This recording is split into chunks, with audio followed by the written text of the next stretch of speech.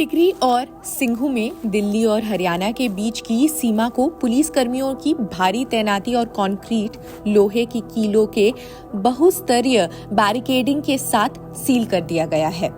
इसके अलावा गाजीपुर सीमा पर 2 लेन्स को समान बैरिकेड्स का उपयोग करके बंद किया गया। कानून प्रवर्तन अधिकारी क्षेत्र की बारीकी से निगरानी भी रख रहे हैं।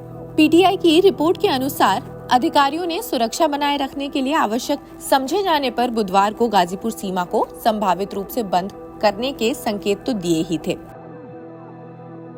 वरिष्ठ कांग्रेस नेता शशि थरूर ने बुधवार को कहा कि उन्हें नहीं लगता कि राष्ट्रीय राजधानी को जिस तरह से किलाबंद किया गया है वैसा चीन की सीमा को किया गया होगा। उन्होंने कहा कि राष्ट्रीय राजधानी में विरोध करना और अपनी बात सुनना किसानों का लोकतांत्रिक अधिकार है।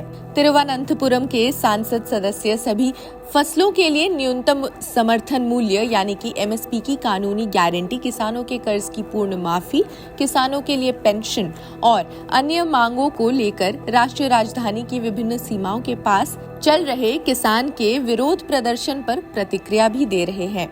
स्वामीनाथन आयोग की सिफारिशों को लागू करना जरूरी है। 5 साल के लिए न्यूनतम समर्थन मूल्य यानी कि एमएसपी पर सरकारी एजेंसियों के माध्यम से दलहन, मक्का और कपास की फसल खरीदने के केंद्र के प्रस्ताव को खारिज करने के बाद किसानों ने मार्च की घोषणा एक बार फिर की। दिल्ली पुलिस ने बुधवार को प्रदर्शनकारी किसानों को प्रस्तावित दिल्ली चलो मार्च की प्रत्याशा में ही शहर के टिकरी, सिंघू और गाजीपुर सीमा पर सुरक्षा उपाय बढ़ा दिए हैं और मंगलवार को मॉक ड्रिल आयोजित की है। दिल्ली पुलिस के अधिकारियों ने कहा कि सुरक्षा कर्मी मंगलवार को शहर के 3 सीमा केंद्रों पर हाई अलर्ट रहेंगे। रविवार को किसान नेताओं और 3 केंद्रीय मंत्रियों के एक पैनल के बीच चौथे दौर की चर्चा के दौरान एक प्रस्ताव रखा गया, जिसमें सुझाव दिया गया कि सरकारी एजेंसियां न्यूनतम समर्थन मूल्य पर दालें, मक्का और कपास की खरीद करेंगी।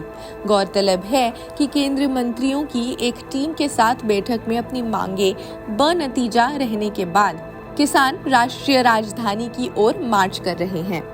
संयुक्त किसान मोर्चा, गैर राजनीतिक यानी एसकेएम नॉन पॉलिटिकल और किसान मजदूर मोर्चा ने ये कहा कि किसान अपनी मांगों को स्वीकार करने के लिए केंद्र पर दबाव बनाने के लिए दिल्ली पहुंचेंगे।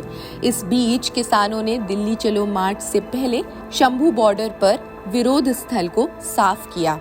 दिल्ली पुलिस ने राष्ट्रीय राजधानी में कानून व्यवस्था की स्थिति सुनिश्चित करने के लिए ट्रैक्टर, ट्रॉली और बड़ी संख्या में एकत्रित न होने के लिए धारा 144 भी लागू कर दी है।